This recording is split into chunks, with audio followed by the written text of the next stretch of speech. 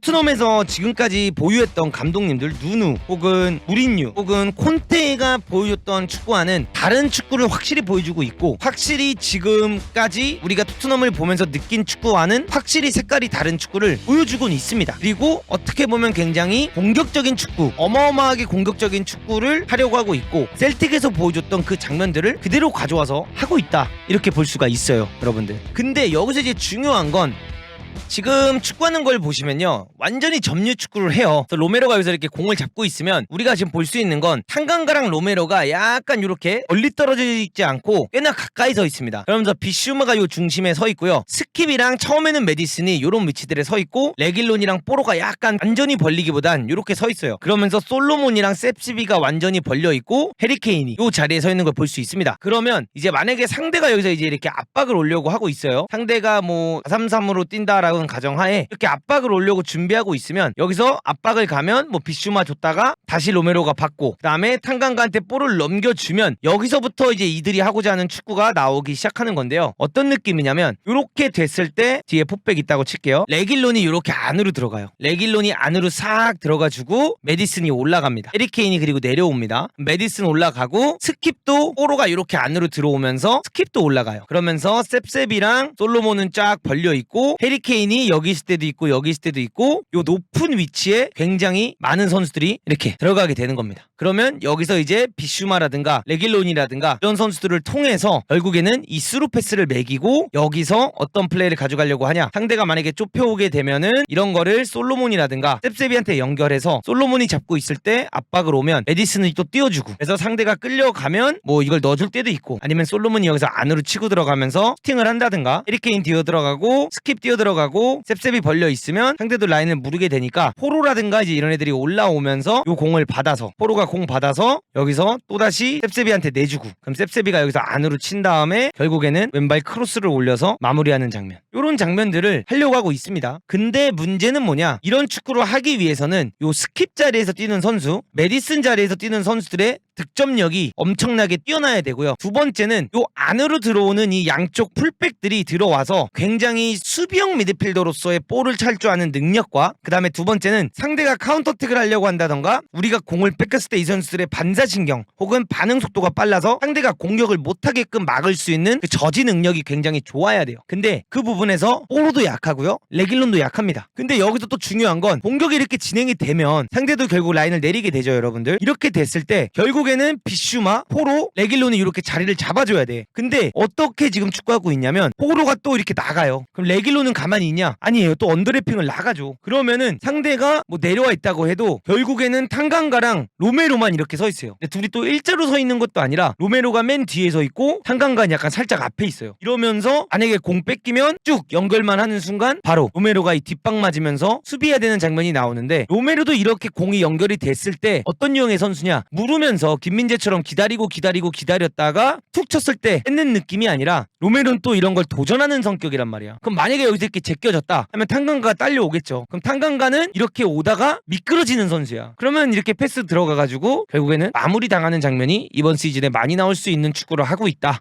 이렇게 보시면 돼요. 그래가지고 뭐 지금까지 봤을 때는 뭐 토트넘에서 지금까지 보유했던 감독님들 누누 혹은 무린유 혹은 콘테가 보여줬던 축구와는 다른 축구를 확실히 보여주고 있고, 확실히 지금까지 우리가 토트넘을 보면서 느낀 축구와는 확실히 색깔이 다른 축구를 보여주곤 있습니다. 그리고 어떻게 보면 굉장히 공격적인 축구, 어마어마하게 공격적인 축구를 하려고 하고 있고, 셀틱에서 보여줬던 그 장면들을 그대로 가져와서 하고 있다, 이렇게 볼 수가 있어요, 여러분들. 근데 여기서 이제 중요한 건, 저는 그렇게 생각을 합니다. 이 축구를 하기 위해서는 선수들의 이해도가 굉장히 높아야 되는데, 일단 좋은 훈련들을 통해서 선수들이 감독이 원하는 전술에 대한 이해는 완벽하게 한 것 같습니다. 근데 두 번째는, 그러면 과연 이 선수들이 이 자리들에 들어갔을 때 스킵이 이 공격형 미드필더로서 과연 몇 골이나 넣을 수 있겠냐는 거야, 이번 시즌. 그럼 메디슨이 과연 여기서 얼마나 플레이메이킹을 잘해줄 것이냐고, 두 번째는 포로랑 레길론 같은 선수들이 요 안에 들어와서 과연 진첸코, 카일 워커 이런 선수들처럼 플레이를 해줄 수 있냐라는 거야. 난 아니라고 생각하거든. 그렇기 때문에 과연 무린유나 콘테나 이런 감독들이 이런 전술을 안 쓴 데는 선수들의 퀄리티도 있지 않았을까라는 의심을 우리가 해볼 필요도 있다라는 걸 좀 볼 수 있습니다. 레길론, 탄강가, 스킵이 주전은 아니잖아.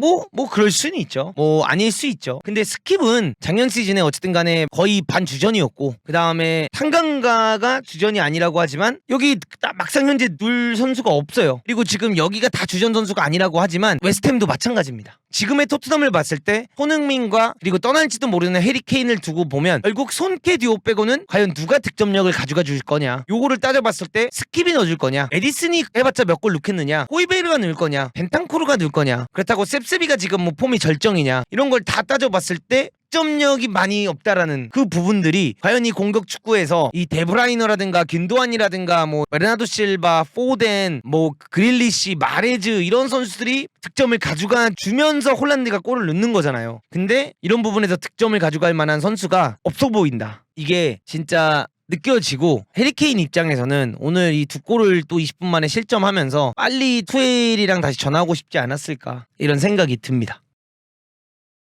근데 다 바꿨으면 토트넘이 더 잘할 수도 있어요. 저는 여러분들 오히려 로셀소, 페리시치, 황로얄, 호이베르 이 선수들을 전 차라리 더 믿습니다. 어떻게 보면 전반 멤버보다 더 좋은 것 같기도 한데요. 아니 데이비스 이 자리 있는 거 빼고는 한 대 빼고는 전반 멤버가 이게 더 날 수도 있어. 지금 로셀소 하는 거 보면 로셀소를 기용해야 될 것 같은데, 근데 히샬리총이 좋아질 것 같아 보이려면 사실 저 원톱 자리 떼야 되거든. 근데 솔직히 해리케인이 나가야지만 히샬이 잘해질 것 같아. 이 토트넘에 오는 스트라이커들은 해리케인의 항상 그림자 역할로 오기 때문에 잘해질 수가 없는 것 같아. 자, 말씀드렸죠 여러분들. 전반전 멤버보다 후반전 멤버가 더 좋아 보입니다. 해리케인은 지금 뛰었으면 더 잘했을 거예요. 차라리 지금 해리케인이 이 멤버랑 뛰었어야 돼. 진짜 토트넘은 축구를 기세로 해. 얘네들은 전술이고 뭐고 다 필요 없고 여러분들, 토트넘은 그냥 축구가 기세야 기세. 그냥 한 골 넣으면 신나가지고 여러 골 넣고, 한 골 먹기 시작하면 또 다운돼가지고 또 뒤질하게 골 먹히고 진짜 재밌는 팀이에요. 가장 재밌는 팀인 것 같아. 아니 페리시치가 지금 좋아 보일 수 있는 건 윙백이 아니라 윙어에 놔줘서 그렇죠. 공격적인 장면 왼쪽에서 1대1 해가지고 크로스 올리는 거 하면은 본인 지난 20몇 년 동안 해온 건데 잘하죠.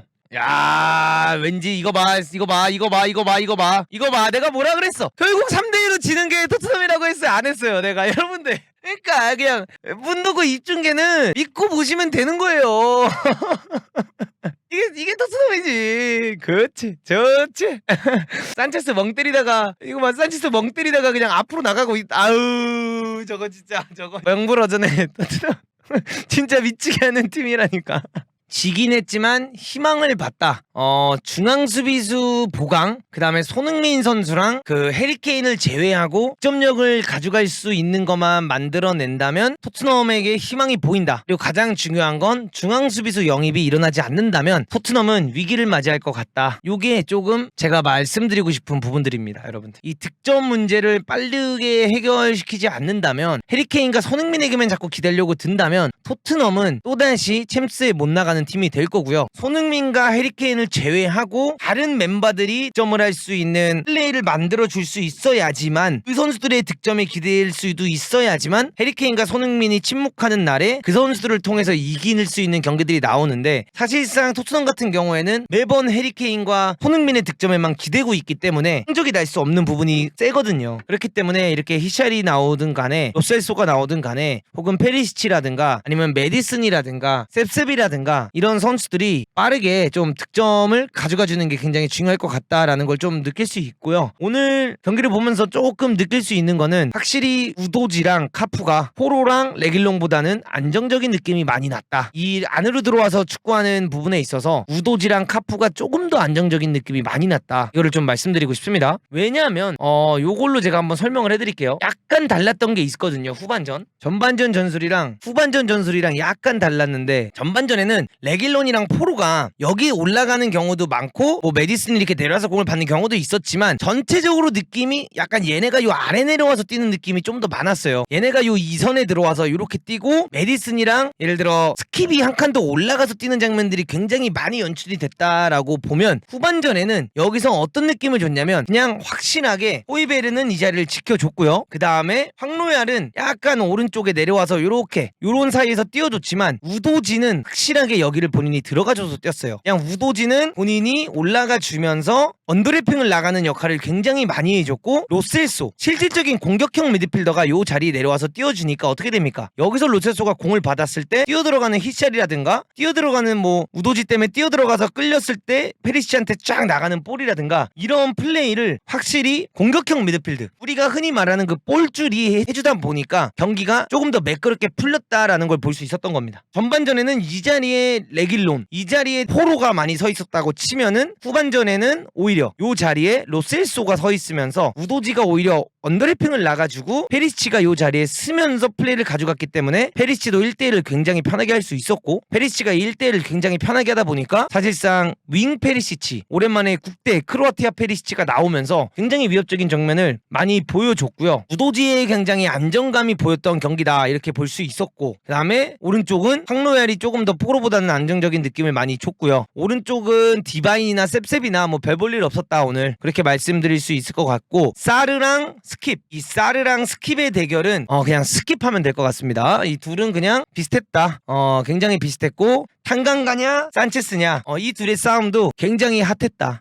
굉장히 핫한 싸움이었기 때문에 오늘 경기를 보면서 이 확실히 전술적인 축구는 바뀌었다. 토트넘이 확실히 주도권을 가지고 가고, 토트넘이 원하는 축구가 어떤 축구인지는 우리가 정확히 볼 수 있었던 축구였지만, 과연 이 스쿼드로 프리미어리그 38라운드를 FA컵과 리그컵까지 이 스쿼드에 손흥민 더해진 걸로 과연 이 팀이 이 축구를 통해서 승리를 많이 할 수 있을까 없을까, 이거에 있어서 저는 힘들 거라고 보고요. 이 축구를 진짜 더 구사하고 싶다면 본인이 원하는 중앙 수비수가 적어도 1명 내지 2명은 더 영입이 되어야지만 이 축구가 될 것 같다 이렇게 말씀드리고 싶습니다.